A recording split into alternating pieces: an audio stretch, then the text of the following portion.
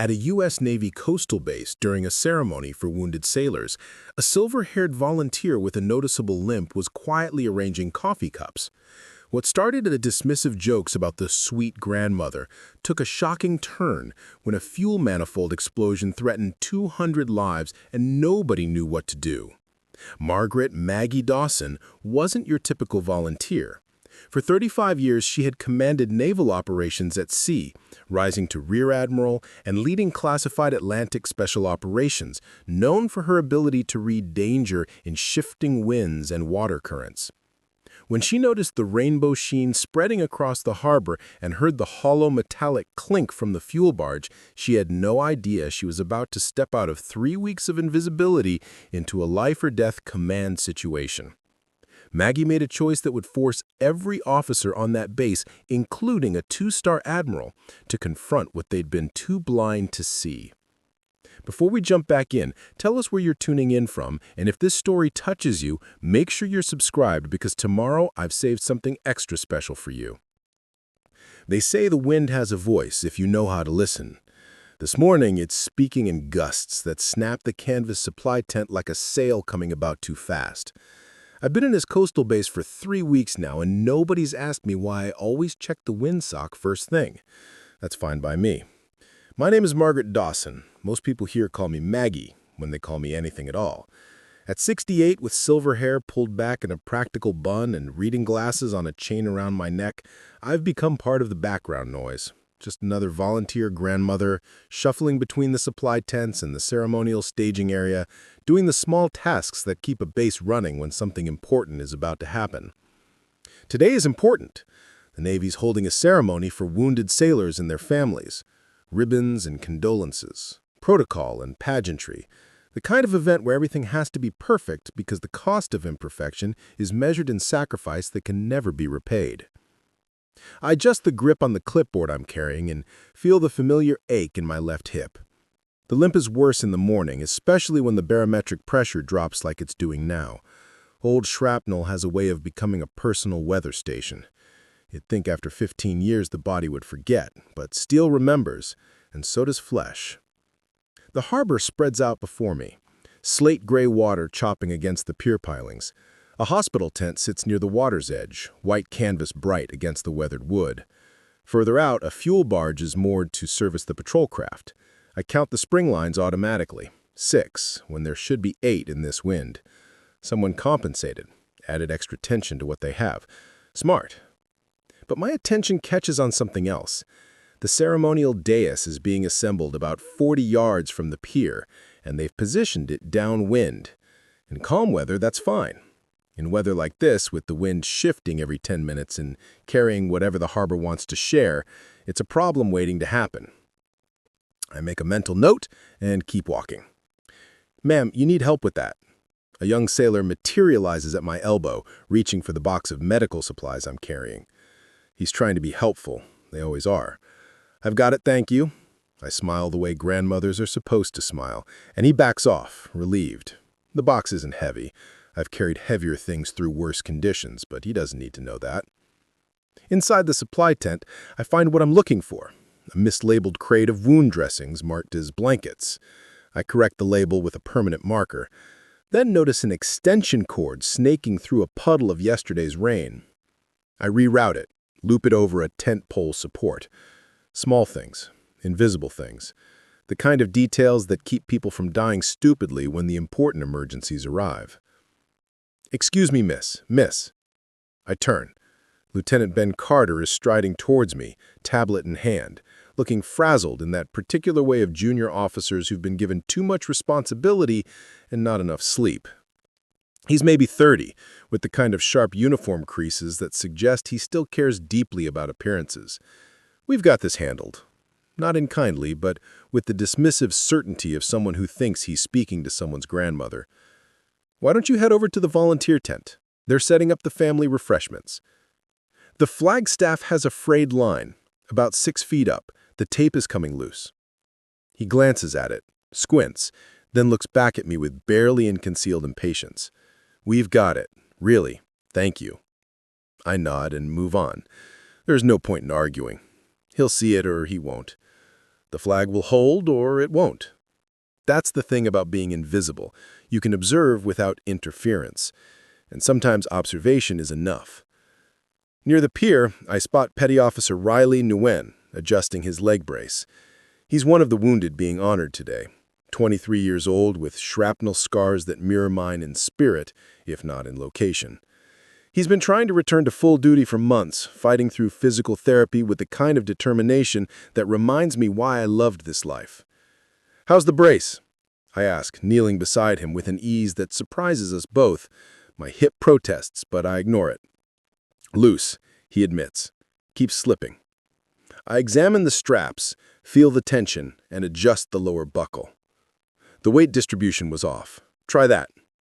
He stands, tests it, and his face lights up. "That's perfect. How did you—" "Used to work with a lot of braces," I say, which is true enough. "You're going to do great today, Riley." "Thank you, ma'am." There's genuine warmth in his voice. He's one of the few people here who looks at me like I'm a person instead of a pleasant piece of furniture. I push myself up.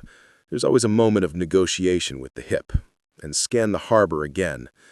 The cross-current at the pier is pulling harder than it should.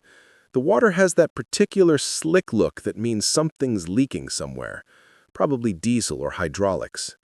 Nothing catastrophic, but worth watching. A sharp voice cuts across the staging area. "People, we are running a ceremony, not a carnival. Precision matters." Commander Evelyn Brooks strides into view, uniform immaculate, posture rigid enough to serve as a vertical reference line. She's in her mid-40s, a career officer who's earned her position through a combination of competence and an unwavering belief that the regulations exist for good reason and should be followed to the letter. She's not wrong, but she's not entirely right either. "Final walkthrough in 20 minutes. Admiral Keegan will be here in 90 minutes. That means we have 90 minutes to be perfect. Am I clear?" A chorus of "yes, ma'am" rises from the assembled personnel. I stay quiet at the edge of the group, watching. Brooks's eyes sweep across us, pausing briefly on me with the kind of look that says, "Volunteer, harmless, irrelevant." Then she's moving on, clipboard in hand, directing traffic with the certainty of someone who believes that if the paperwork is right, reality will conform. Off to the side, I notice Colonel Javier Ortiz, the Marine liaison officer who's been coordinating joint operations support. He's older than most of the others here, probably mid-50s, with the weathered look of someone who's seen combat and lived to understand what it taught him. He's watching the preparations with a critical eye, and I see his gaze linger on the windsock, then drop to the harbor, then shift to me. Our eyes meet for a moment. There's a flicker of something there. Recognition, maybe, or just the professional awareness of one veteran clocking another. Then he looks away, but I have the distinct sense that I've been filed away in his mental catalog under a heading that isn't harmless volunteer grandmother. I check my watch. 88 minutes until Admiral Keegan arrives. Ceremonies hate weather, I think. The sea never cares about ceremonies. The wind gusts again, and I taste salt and something else, a hint of petroleum. I glance at the fuel barge. The spring lines are holding, but they're singing in that high-pitched way that means tension. The manifold connection looks secure from here, but I can't see the gaskets. I file it away and keep moving. There's coffee to make, families to greet, and 100 small tasks that need quiet hands. For now, that's enough. The problem with being invisible is that people forget you have eyes and ears. They forget you're there at all until they need something, and even then, they're often surprised to find you've anticipated the need. I'm arranging folding chairs in the family seating area when I hear Lieutenant Carter's voice carry across the staging ground. "Careful with that step, ma'am." He's speaking to me, projecting his voice for the benefit of the half-dozen sailors working nearby. "We don't want you taking a tumble." There's laughter, not cruel exactly, but dismissive, the kind of chuckling that comes when people feel superior and want everyone else to know it. I'm climbing 3 stairs to check the bunting on the platform railing. moving carefully because my hip requires it, and apparently that's entertainment. I don't respond. I've learned that the best answer to casual condescension is competence. I check the bunting, it's secure, and notice that the downwind marker flags I repositioned an hour ago have been moved back to their original, aesthetically pleasing but functionally useless positions. "Who moved the wind markers?" I ask, more to myself than anyone. Carter appears at my elbow. "I did. They looked off-center. We need symmetry for the photos." "I was positioned to show wind direction for the honor guard," I explained, keeping my tone neutral. "If the wind shifts during the rifle salute, the brass casings will—" "I appreciate the input," Carter interrupts, his smile patronizing. "But I think we know what we're doing. We've done these ceremonies before." I could push.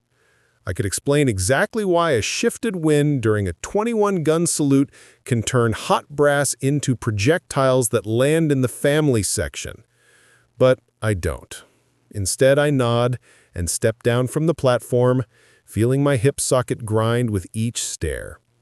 Behind me, I hear someone mutter, "Bless her heart, she means well."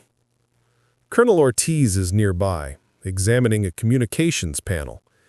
I see him glance up, his expression unreadable.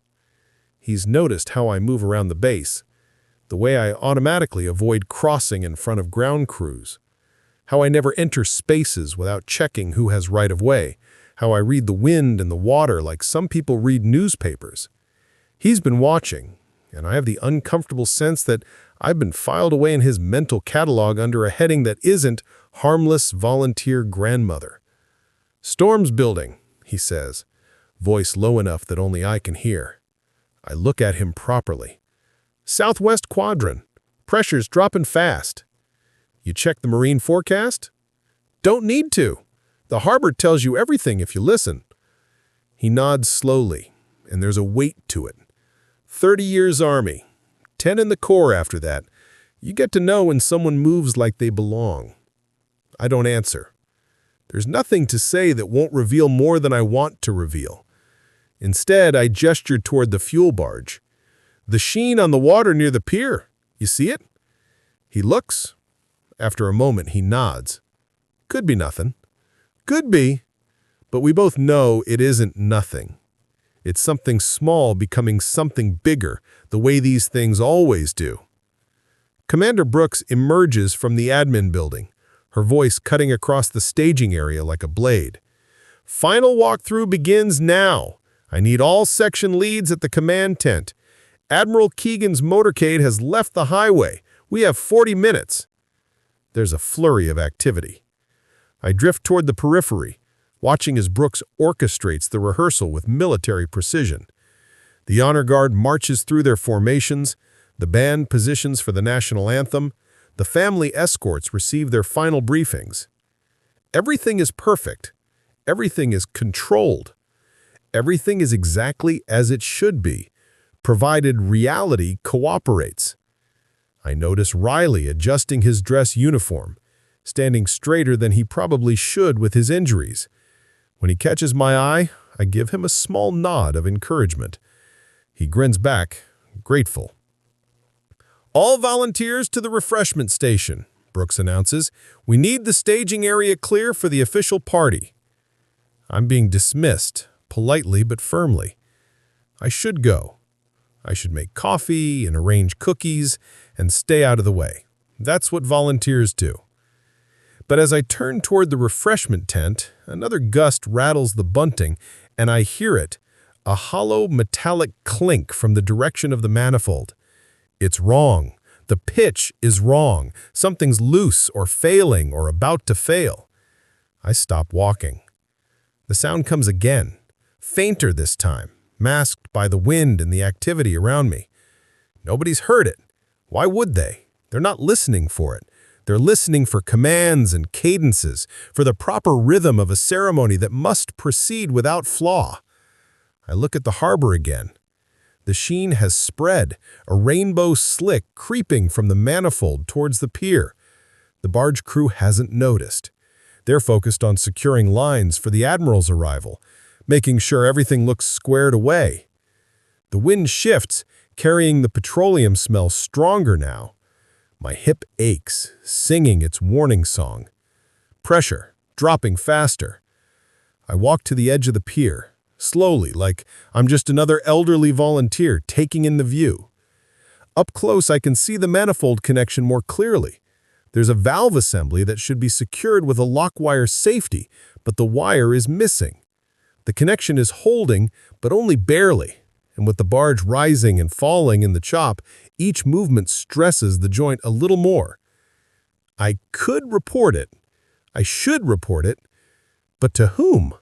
Lieutenant Carter, who's already dismissed my concerns? Commander Brooks, who's managing a ceremony that can't be delayed? The barge crew, who will assume I'm confused? A voice in my head, the voice that got me through 3 decades of command decisions, tells me to trust my instincts. But that voice also knows something else. Sometimes, the best thing you can do is position yourself where you can respond when things go wrong. Because they're going to go wrong. I can feel it in my bones, in the barometric pressure, in the way the wind is shifting and the water is moving, and the small signs are adding up to a larger pattern. Riley approaches, his dress shoes clicking on the pier. "Ma'am, they're asking for you at the refreshment tent." "I'll be there in a moment." I smile at him, then lower my voice. "Riley, do me a favor. Keep an eye on the wind direction. If it shifts toward the seating area during the ceremony, make sure the families near the edge know they can move back." He looks puzzled, but nods. "Yes, ma'am. Is something wrong?" "Just being careful." I pat his arm and start walking back toward the staging area. My limp more pronounced now that my hip is protesting the stairs and the standing and the tension I'm carrying in my shoulders. Carter passes me with a group of junior officers. One of them says something I don't quite catch, and there's laughter. I catch the words shuffle and brave and understand I'm the subject of their amusement. Let them laugh. In my experience, people who laugh at preparation are the first ones to panic when the preparation proves necessary. I reach the refreshment tent and begin setting up coffee urns, my hands moving through familiar motions, while my mind stays on the harbor, the manifold, the spreading sheen, and the ceremony that's about to begin despite every warning the weather and the water are trying to give us. Admiral Thomas Keegan arrives with the kind of precision timing that only comes from decades of protocol. 3 black SUVs, flags flying, pulling up to the VIP platform exactly on schedule. Brooks has positioned herself at the foot of the stairs, clipboard clutched like a talisman against chaos. I'm watching from the refreshment tent, ostensibly arranging napkins, but my attention is split between the ceremony and the harbor. The wind has picked up, gusting now in a way that makes the flags snap and the canvas walls drum. The fuel sheen has spread further, creeping along the pier like spilled mercury. Keegan emerges from his vehicle, tall, silver-haired, uniform decorated with ribbons that tell the story of a distinguished career. He's formal in the way that senior officers become when they've spent more time in Washington than at sea, but there's nothing soft about him. He returns Brooks's salute with crisp precision and moves toward the platform as the band strikes up honors. The families are seated now. Riley is in the front row with the other wounded sailors, sitting straight despite what it must cost him. Carter is managing the logistics team, looking pleased that everything is proceeding according to plan. Ortiz stands off to the side, his Marine utility uniform a contrast to the Navy dress blues surrounding him. The ceremony begins. The chaplain offers an invocation. The wind carries his words away in fragments, forcing him to raise his voice. Nobody seems concerned. These are sailors. They're used to working in weather. But I'm watching the harbor patrol craft making its approach to the pier, and something's wrong. The boat is angling in too sharply, compensating for something. The helmsman brings it around, and I see why. The current has shifted dramatically in the last 10 minutes. What was a cross current is now running nearly parallel to the pier, strong enough to push the patrol craft off its intended approach. The boat's crew compensates, but in doing so, they put additional strain on the fuel barge's mooring lines. I see one of the spring lines jerk taut, then relax, then jerk again. The manifold connection shudders. A valve warning chirps. It's faint, barely audible over the wind and the ceremony, but I hear it, a single electronic beep from the fuel barge's safety system. Then silence. I abandon my napkin arrangement and move toward the pier, trying not to hurry, trying not to draw attention. My hip screams at me, but I ignore it. Training overrides pain. The fuel smell is stronger now, unmistakable. I can see it more clearly, the rainbow sheen spreading across the water's surface, catching the light. It's beautiful and deadly, a thin layer of volatile fuel looking for ignition. A pier worker notices it. I watch him turn toward the fuel barge and reach for a radio. He's trying to call for someone to hit the emergency shutoff, but there's confusion in his gestures. The remote shutoff isn't responding. I reach the pier access point just as Commander Brooks's voice cuts across the ceremony space. Hold positions. We're starting the next presentation. The Admiral has begun speaking, his remarks carefully prepared, honoring sacrifice and service. The families are leaning forward to hear over the wind. Riley and the other wounded sailors stand at attention, despite their injuries, despite the protocol that would allow them to remain seated. Nobody is looking at the pier except me and the increasingly frantic dock worker. I see him run toward a manual control panel, grab a wrench, and then freeze. He's looking at 3 identical valves, unsure which one to turn. He's trained for routine operations, not emergency shutdowns. His radio is squawking now, but the ceremony's PA system is drowning it out. The fuel smell intensifies. A breeze carries it across the staging area. A few people wrinkle their noses but don't understand what they're smelling. Then I see it, a thin mist. Fuel vapor rising from the leak point, atomizing in the wind. It's not just a spill anymore. It's becoming an explosive atmosphere, and we're downwind of it, and there are 200 people sitting in the hazard zone. An alarm finally sounds. It's a different pitch than the earlier chirp, more insistent. A red light begins flashing on the barge's control station. Telling and preparing this story took us a lot of time, so if you are enjoying it, subscribe to our channel. It means a lot to us. Now, back to the story. Brooks hears it. Her head turns toward the harbor, her expression flickering from annoyance to confusion. Admiral Keegan pauses mid-sentence. The crowd stirs, uncertain. The pier worker hits the wrong panel in his panic, and I watch the automatic safety system lock out. He's just disabled the one thing that might have contained this remotely. Time compresses, the way it always does in crisis moments. I'm moving toward the pier, no longer hiding my purpose or my capability. My limp is still there, but it's secondary now to the muscle memory of command, of taking control in situations where control is the difference between casualties and survival. A deckhand is standing near the pier entrance, radio in hand, trying to raise someone, anyone, who can tell him what to do. I reach him and hold out my hand. Radio. He blinks at me, confused. "Ma'am, you need to step back. Give me the radio, now." Something in my voice cuts through his confusion. He hands it over. I key the mic, and when I speak, my voice is calm, clear, and carries the authority of someone who's given orders in worse situations than this. "All personnel, this is an emergency fuel leak incident. Boom deployment, east to west pattern. Foam trucks to Bravo Gate.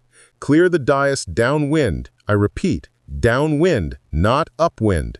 Move the families back to the administration building. Medical, prepare for possible inhalation casualties." The staging area erupts in confused motion. Brooks is striding toward me, her face a mixture of shock and fury. Lieutenant Carter is behind her, looking between me and the Admiral's platform. "Who authorized?" Brooks begins. I cut her off, still keying the radio. "Manifold 2, manual override required. Petty officer at Pier Station, stand by for sequential shutdown procedure." "Ma'am, you can't just—" Carter starts. I turn to him, and whatever he sees in my face makes him stop. "Lieutenant, I need a complete muster list and head count at the administration building. Now. Not later. Now." He hesitates, torn between obeying someone who has no apparent authority and the possibility that this crazy old woman might actually know what she's doing. Ortiz appears at my shoulder. Until relieved, he says loudly enough for everyone nearby to hear, "I recognize her as on-scene incident commander." Brooks looks like she's been slapped. "Colonel, you can't—" I just did, Commander. You can court-martial both of us later, but right now we have a fuel leak downwind of civilians. After we isolate manifold 2, I add, still holding the radio. My hip is on fire, but my voice is steady. This is what I trained for. This is what 35 years prepared me for. Brooks stares at me, really seeing me for the first time. Who are you? I don't answer because there's no time. On the pier, I can see the first tendrils of vapor beginning to curl more visibly in the wind. Somewhere beneath the weathered planks, in the space between the pier surface and the waterline, something is building pressure.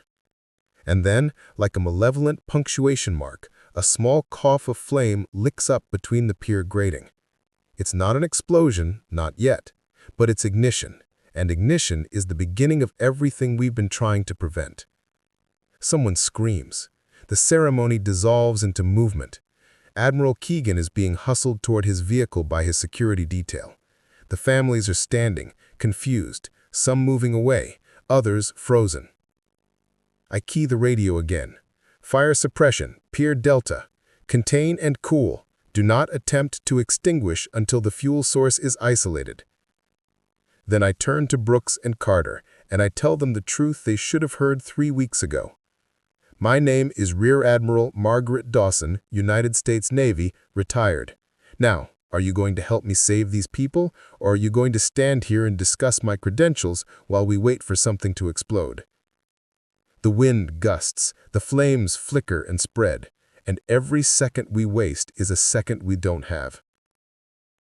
The moment stretches. Brooks's face cycles through disbelief, anger, and calculation. Carter looks like someone just told him the laws of physics have been suspended. But I don't have time for their processing. The flame between the pier grating is spreading, feeding on vapor, looking for the main fuel source. Lieutenant Carter, I say, my voice cutting through his shock. I gave you an order. Muster list and head count at the administration building. Families first, then wounded personnel. Use the north route, not the south.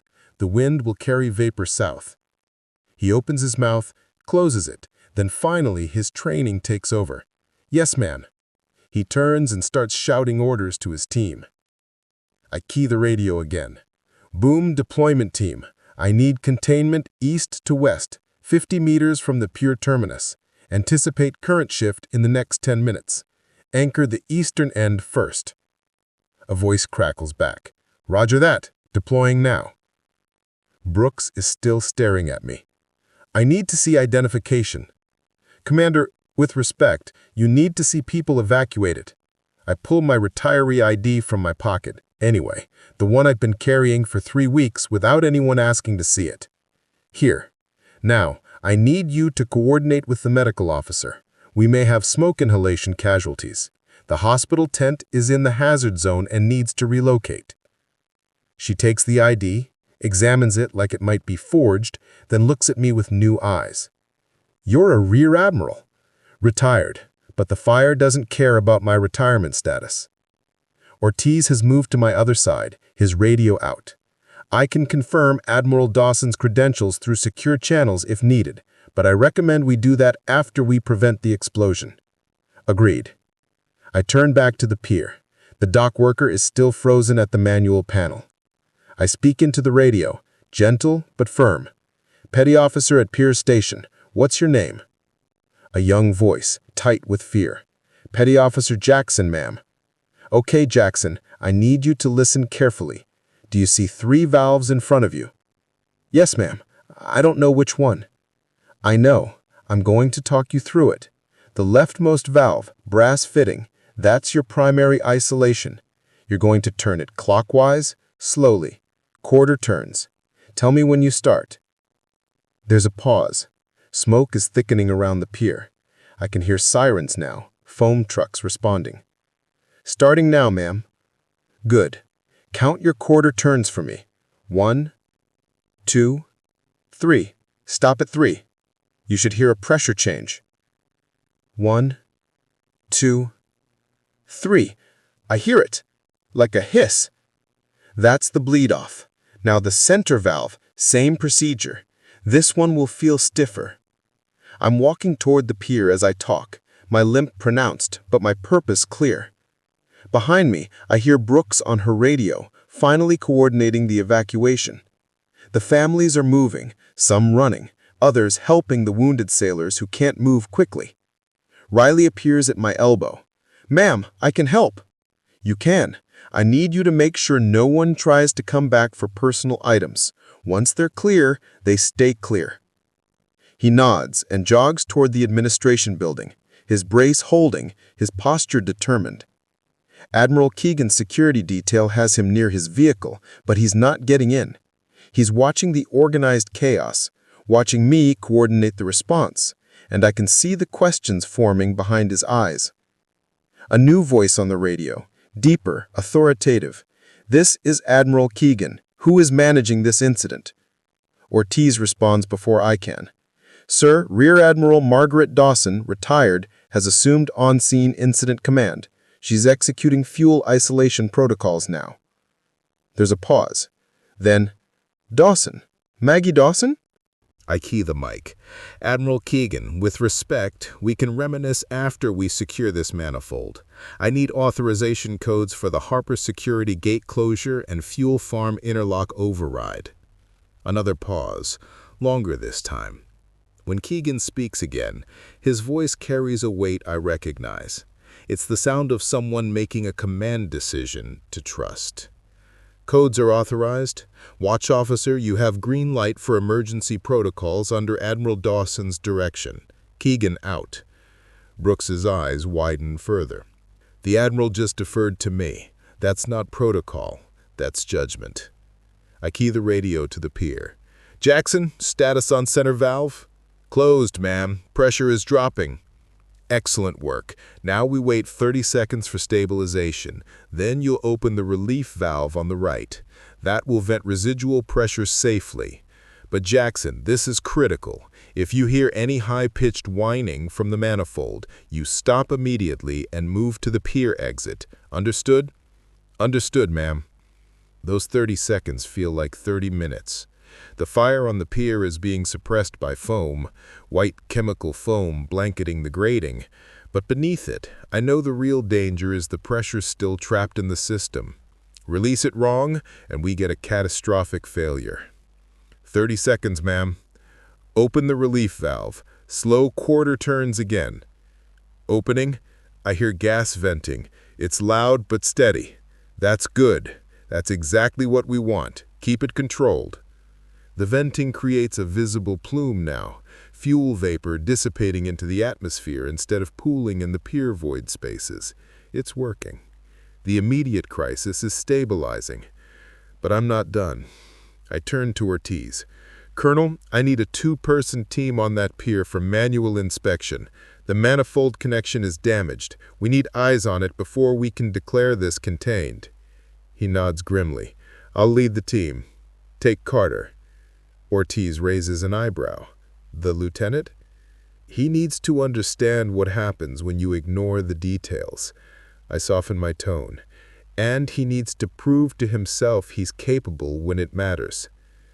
The foam has the pier fire knocked down to smoldering, but underneath, in the void space between the pier deck and the waterline, the real threat is still building. I can hear it, even if others can't yet. Metal under stress has a signature sound, like a violin string wound too tight. Brooks approaches with my retiree ID and something else, a small folder from the admin building. "I've verified your service record through the database, Task Force 7, Atlantic Special Operations. You commanded the relief operation after the Haiti earthquake." "Among other things." I take my ID back. "Commander, I need you to work with the medical officer.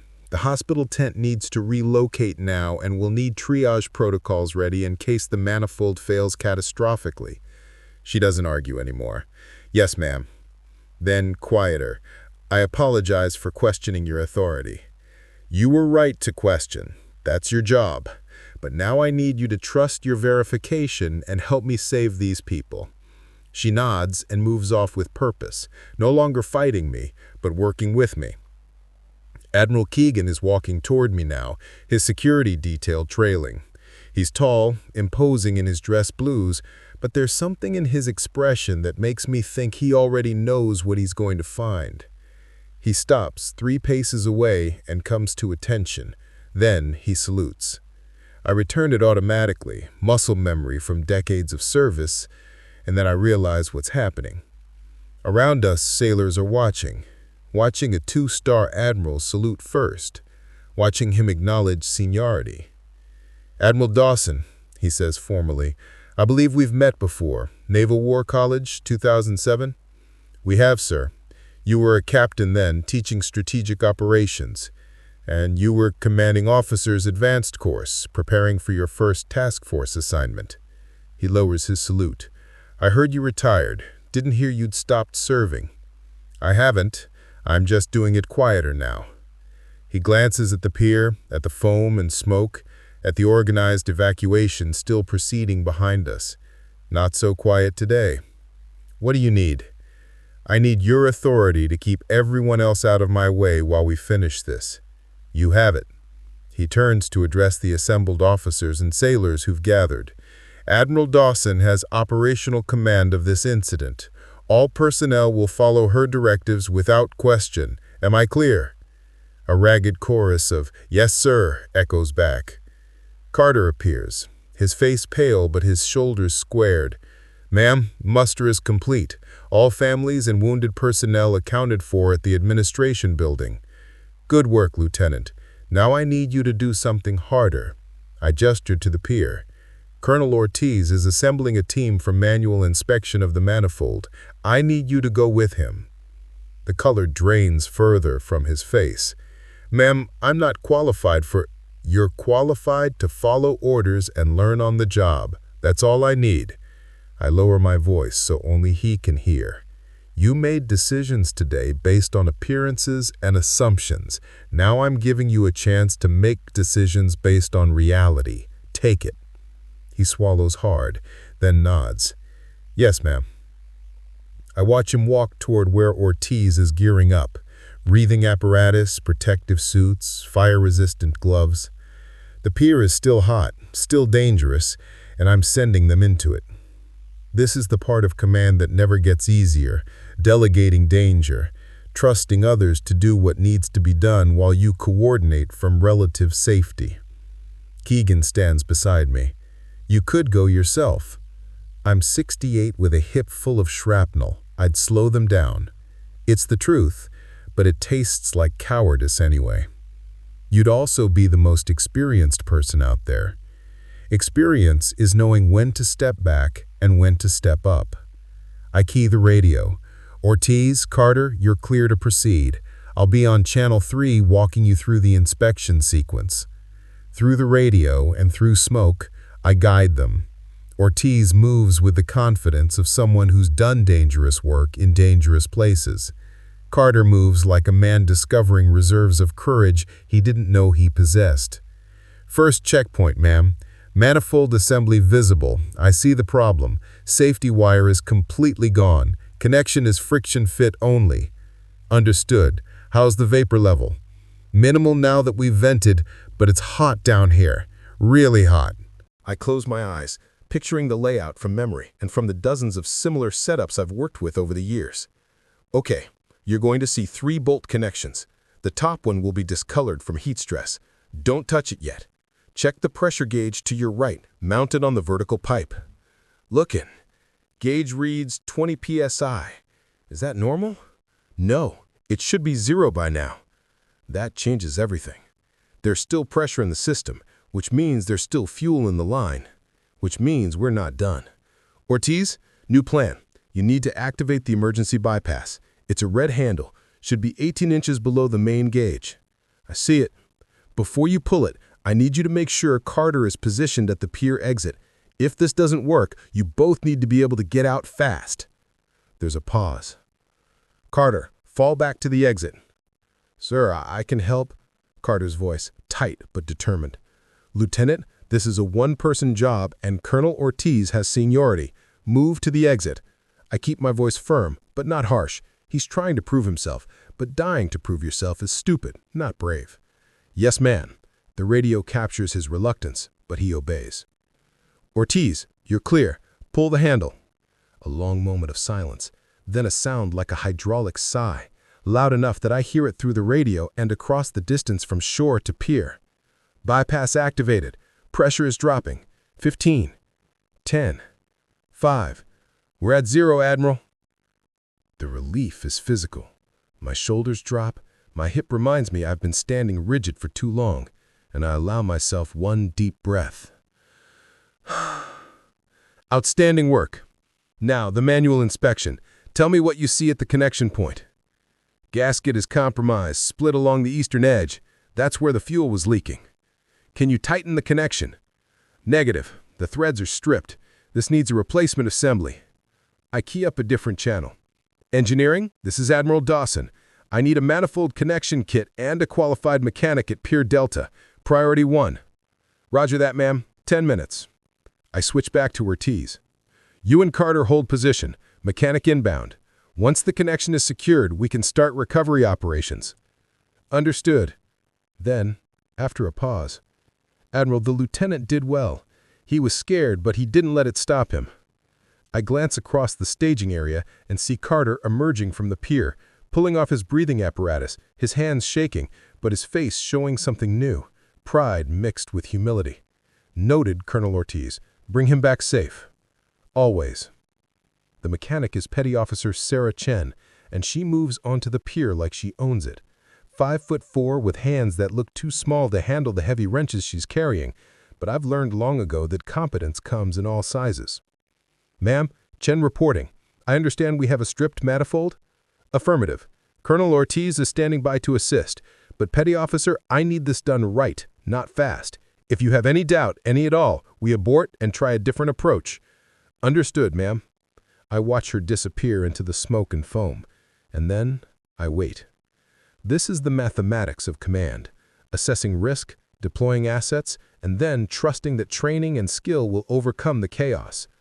Brooks appears at my side with a tablet. "Admiral, media vans are at the perimeter. Public Affairs wants to know. Tell them we'll brief after we secure the situation, not before." "Yes, ma'am." She hesitates.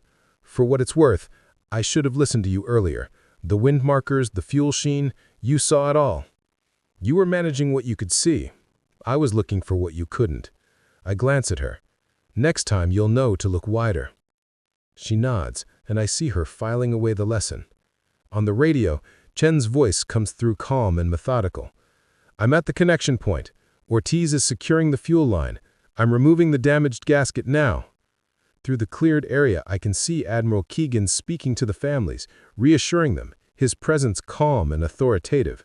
Riley is standing with a group of wounded sailors, all of them watching the pier with the intensity of people who understand how close we came to a disaster. "New gasket in place. Tightening connection bolts. Torque sequence. 1, 2, 3.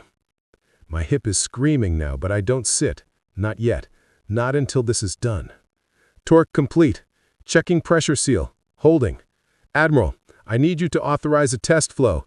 30 seconds at minimum pressure." This is the moment. If the repair holds, we're safe. If it fails, we start over, and the pier stays closed, and the base's operational capacity is cut in half. "Authorized. 30-second test flow." A mechanical hum, the sound of fuel moving through pipes. 10 seconds. 20. 30. Flow complete. No leaks detected. Connection is secure. The tension breaks like a wave hitting shore. Around me, I hear exhaled breaths, see shoulders drop, watch people as they realize they can stop being afraid. "Excellent work, Petty Officer. Ortiz, Carter, Chen, you're clear to exit and decontaminate." They emerge from the pier like astronauts returning from a spacewalk, exhausted, filthy, and triumphant. I limp toward them, my hip protesting every step, but I need to be there when they clear the hazard zone. Ortiz sees me coming and comes to attention. Chen follows suit. Carter, after a heartbeats of hesitation, does the same. I stop in front of them. "You did exactly what needed to be done, exactly when it needed to be done. This base is operational because of your work. Thank you." "Ma'am, with respect, We're operational because you knew what to do and had the authority to make it happen. Command is a team sport, Colonel Otis. I just called the place. Lieutenant, you showed courage today. The real kind, not the kind that looks good in photos. His eyes are wet. Ma'am, I owe you an apology. Earlier today, You treated an unknown volunteer the way many people treat unknown volunteers. Now you know better. That's growth, Lieutenant. Don't apologize for learning. Behind us, the control boards are shifting from red to amber. The harbor masters are reporting containment. The crisis is moving from active emergency to controlled recovery. And somewhere in that transition, my hip finally gives up the fight. The pain that I've been managing through sheer will and adrenaline finally overwhelms both, and I sit down. Not gracefully, but I sit on equipment crate near the command station. Brooks appears instantly. Admiral, do you need medical? I need to stay off this hip for 5 minutes, then I'll need coffee. I look up at the assembled personnel, at the faces now seeing me clearly for the first time. And someone needs to call off the ceremony. Today's not the day for pageantry. Today's the day for figuring out how we prevent this from happening again. Admiral Keegan approaches, and this time when he stands before me, there's no formality, just one old sailor acknowledging another. Admiral Dawson, you saved lives today. My life, maybe. Certainly the lives of those families. I did my job, sir, same as these sailors did theirs. No, he says quietly. You did more than that. You showed us what we'd stopped seeing. He turns to address the crowd. This base will stand down for 24 hours. We will conduct a full safety review, and we will listen to Admiral Dawson's recommendations. Because if we don't learn from this, we dishonor the near miss we just survived. There's a murmur of agreement. Riley steps forward from the crowd, his young face serious. Admiral, he says, you've been here 3 weeks helping us. How long were you planning to stay invisible? I smile, despite the pain in my hip. Until I wasn't needed. Turns out I was needed today. You've been needed every day, Riley says. We just didn't know how to see it.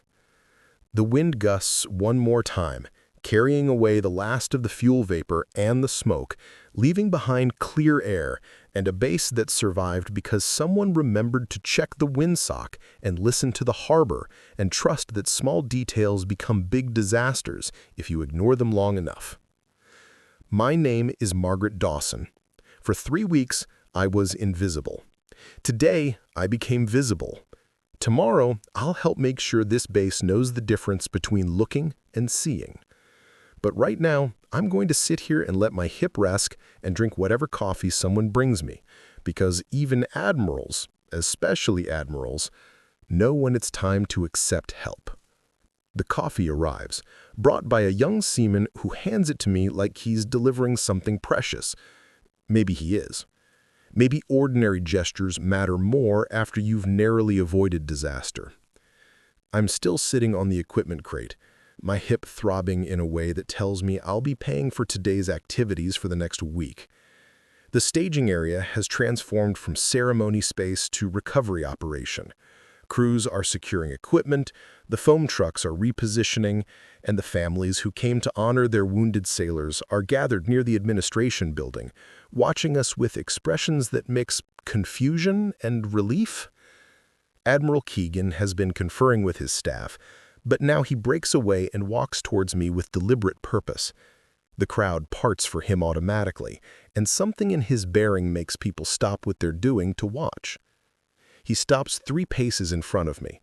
I start to stand, but he holds up a hand. As you were, Admiral. Then he comes to attention, his posture parade ground perfect, and renders a salute that could be photographed for a recruiting poster. The waterfront goes silent. I return the salute from my seated position, and the moment stretches, crystallizes, becomes something more than protocol. It becomes acknowledgement. It becomes an apology for every dismissive word, every condescending smile, every time someone saw my limp instead of my capability. When Keegan lowers his hand, his voice carries across the staging area. Admiral Margaret Dawson assumed command of an emergency situation that could have resulted in mass casualties. Her actions, her expertise, and her courage prevented what would have been a catastrophic failure on my watch. He pauses, letting the words settle. I am honored to serve in the Navy that produced leaders like her. Around us, hands rise in salute. First the officers, then the enlisted personnel, then even some of the civilians who understand they're witnessing something significant. Riley is standing at attention with tears streaming down his face. Carter's salute is crisp and held longer than regulation requires. I feel my throat tighten.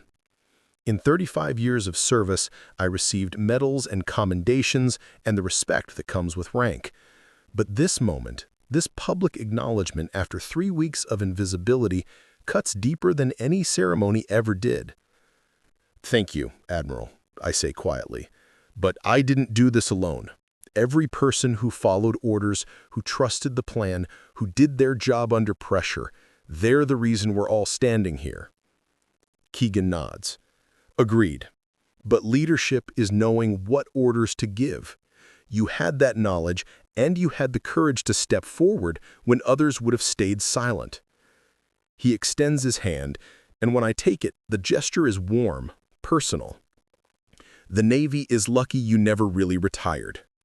Commander Brooks approaches as Keegan steps back. She's holding a tablet, but her hands are shaking slightly. When she speaks, her voice is steady, but carries an edge of emotion. Admiral Dawson, I owe you an apology. I questioned your authority when I should have listened to your warnings. I prioritized protocol over safety, and people could have died because of it. I meet her eyes. Commander, you were protecting the integrity of a ceremony that mattered to wounded sailors and their families. That instinct isn't wrong. What we both learned today is that protocols keep us safe, but experience keeps protocols honest. There's no shame in learning that lesson. Still, she says, I saw your limp and made assumptions. I saw an old volunteer and dismissed your observations. That's on me. Then take that lesson and teach it to the next generation of officers. Don't apologize to me. Use what happened today to make the Navy better. She nods slowly, and I see her recalibrating, turning this moment into something constructive rather than just regretful. I will, ma'am. I promise you that. Lieutenant Carter appears next, still in his protective gear, carrying a radio and a clipboard. His eyes are red-rimmed, whether from smoke or emotion, I can't tell. Ma'am, returning equipment. He holds out the radio like it's a sacred object. I also wanted to say, I was wrong about everything. The way I spoke to you, the jokes about... He stops, his voice catching. You saved my life out there. You knew I was scared, and you sent me anyway, because you knew I needed to prove something to myself. You proved it, Lieutenant. You did the work when it mattered. Because you showed me how. He straightens. If you're willing, I'd like to request assignment to work with you on whatever protocols come out of this. I need to learn how to see what you see. I smile. What I see is someone who just grew up in a hurry. That's worth more than any protocol manual. Riley makes his way through the crowd, still limping but holding himself with quiet dignity. When he reaches me, he doesn't salute. Instead, he bows his head in a gesture of respect that feels older and deeper than military tradition. Admiral, he says softly, you've been taking care of us since you arrived.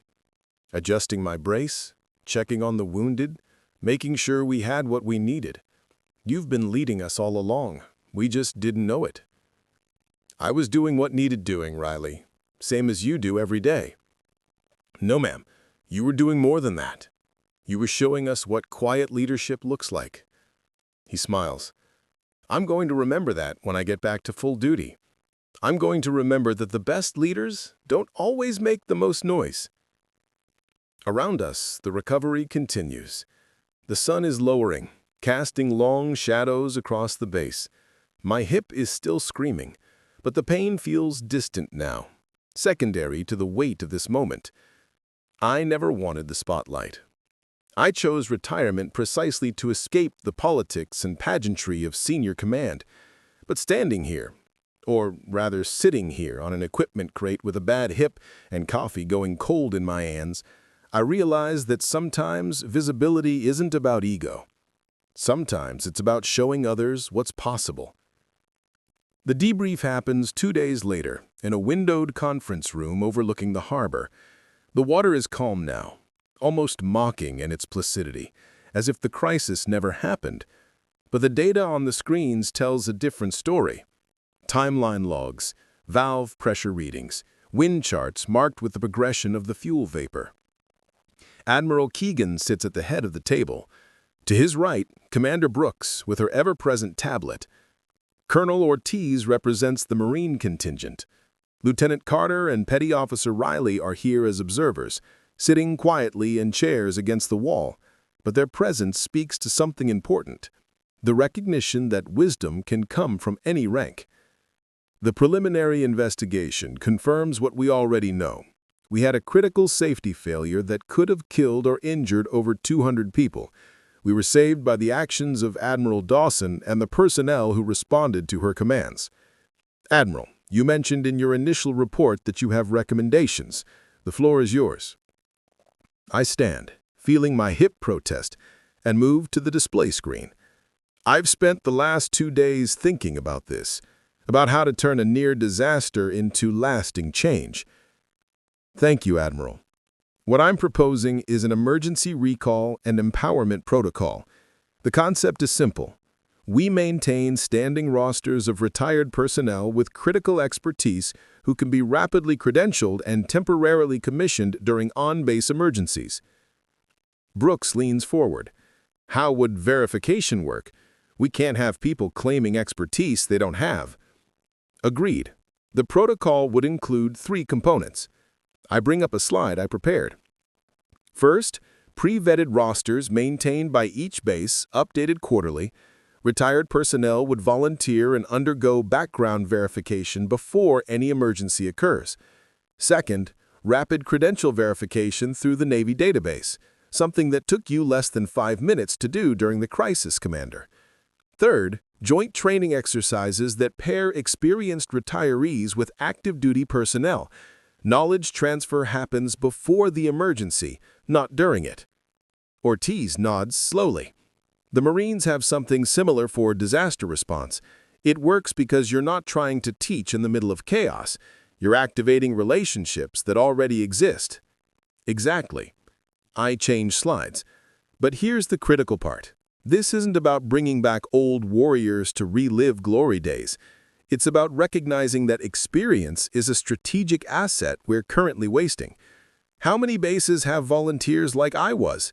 People with decades of expertise who are brewing coffee when they could be reviewing safety protocols.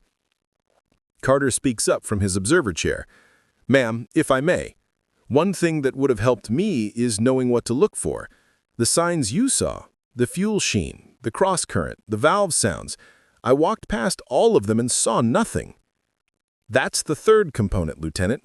Training that teaches pattern recognition. Not just what to do in an emergency, but how to see an emergency before it becomes one. I pull up another slide showing a proposed training matrix, monthly workshops, scenario-based learning, walking the base with experienced eyes, identifying vulnerabilities. Brooks is taking notes rapidly. Then she stops and looks up. Admiral, this is comprehensive, but implementing it across the fleet would require significant resources. Who oversees it? Who maintains the rosters? Who coordinates the training? You do, Commander. She blinks. I'm sorry? You asked the right questions during the crisis. You challenged me when you should have challenged me. You adapted when you needed to adapt. That combination of procedural rigor and operational flexibility is exactly what this program needs. I smile. I'm proposing that you and I co-author the implementation protocol. You bring the administrative expertise, I bring the operational experience. Together, we build something that actually works. Brooks stares at me for a long moment, then nods slowly. I accept, but I want audit mechanisms built in. We need to make sure this doesn't become a way for retired officers to relive their careers. Agreed. The audit provision is already in the draft. Every activation gets reviewed. Every training exercise gets evaluated. We build in accountability from day one. Riley raises his hand tentatively. Admiral, ma'am, I have an idea, if it's okay. The floor recognizes Petty Officer Nguyen, Keegan says with a slight smile. Riley stands, nervous but determined. The hospital tent evacuation was confusing because we didn't have clear routes planned for personnel with mobility limitations. I'd like to propose we create peer-informed evacuation maps. Wounded sailors helping design evacuation protocols for other wounded sailors. We know what works because we live it. The room goes quiet. Then Keegan nods firmly. Adopted. Riley, you'll work with Commander Brooks to implement that across all medical facilities on this base. Then we'll pilot it fleet-wide. Riley sits down looking stunned and proud in equal measure. Ortiz leans back in his chair. I'll commit Marine Corps logistics expertise to this initiative. We can run joint training exercises quarterly, rotating between Navy and Marine installations. Build that inter-service cooperation before we need it. Outstanding. Keegan makes notes on his tablet, then looks at me. Admiral Dawson, this is more than recommendations. This is a complete operational framework. I'm forwarding this to Fleet Command with my strongest endorsement, but I need something from you. Sir? The rescheduled ceremony is in 5 days.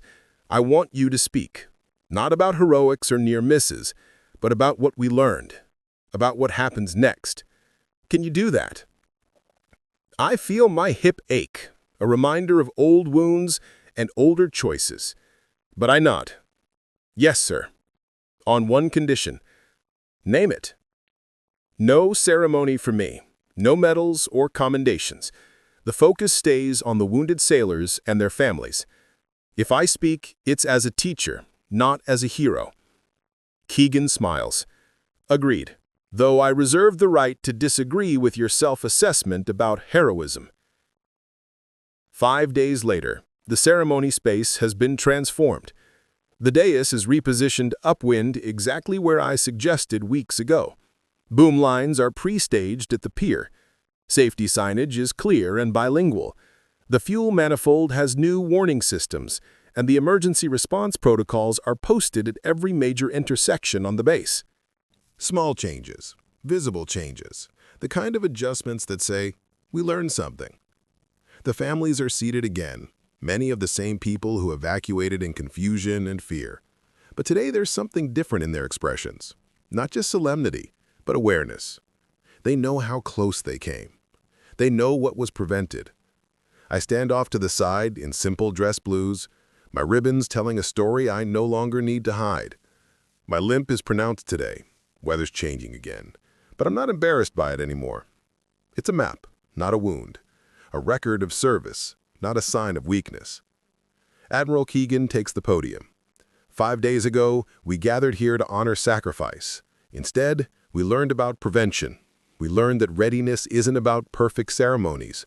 It's about imperfect human beings making the right choices when systems fail. He pauses. Today, I'm announcing the pilot phase of the Emergency Recall and Empowerment Initiative. 3 coastal bases will begin implementing Admiral Dawson's protocols starting next month. We will train together, learn together, and build a Navy that values experience as much as it values youth. There's applause, genuine and sustained. Commander Brooks approaches the podium next. She's carrying a folder, and her usual rigid bearing has softened into something more thoughtful. I have commendations to read for the personnel who responded to the fuel emergency. She opens the folder.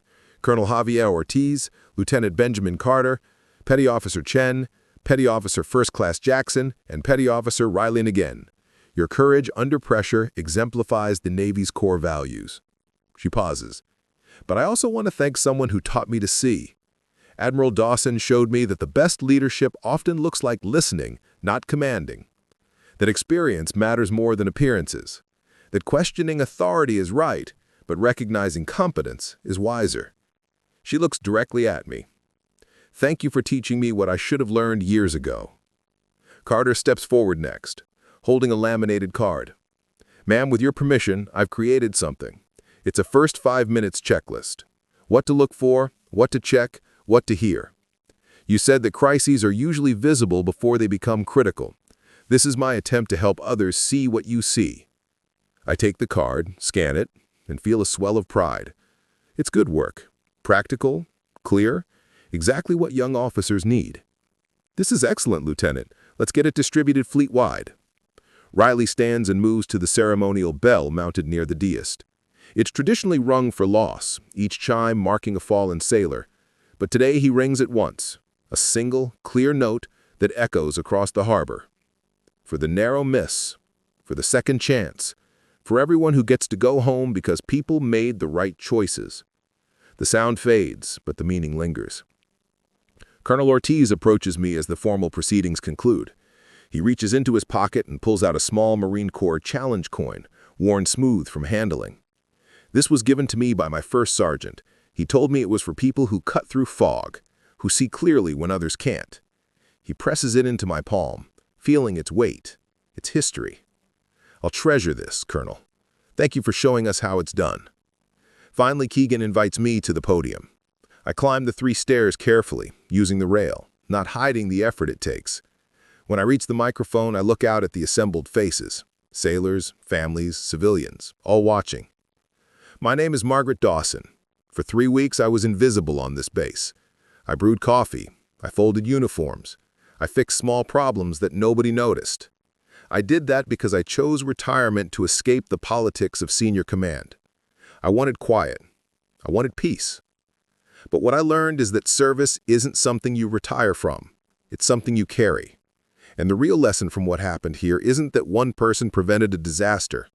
It's that all of us, together, proved that readiness isn't about rank or youth or physical capability. It's about paying attention. It's about speaking up. It's about trusting that competence can look like a limping grandmother with silver hair. Someone in the audience laughed softly, warmly. I never wanted this salute. I gestured to the ribbons on my chest. I never wanted recognition for doing what I was trained to do. What I wanted, what I still want, is for the right people to be in the right places when storms don't check calendars and emergencies don't wait for perfect conditions. I look at Riley, at Carter, at Brooks, at all the people who've been changed by this experience. My limp is from shrapnel. It aches when storms come. For years I saw it as a wound, a weakness, something to hide. But now I see it differently. It's a map, a reminder that service costs something, and that cost is worth paying. Not for glory or recognition, but because the work matters. I grip the podium, feeling my hip protest, feeling the wind carry salt and promise. The sea won't wait, and neither will we. We'll train together, we'll learn from our near misses. We'll build a Navy that values every person's contribution regardless of age or rank or how fast they can climb stairs. A distant thunderhead builds on the horizon, dark and promising. Another storm coming, more work ahead. Thank you for seeing me. Now, let's make sure we see each other. The applause rises like a wave, and I step down from the podium, limping but steady, invisible no longer, ready for whatever comes next. Up next, we have 2 more incredible stories that are waiting for you. Just click the image you want to watch and it will take you there. If you enjoyed this video, make sure to subscribe. It would mean a lot.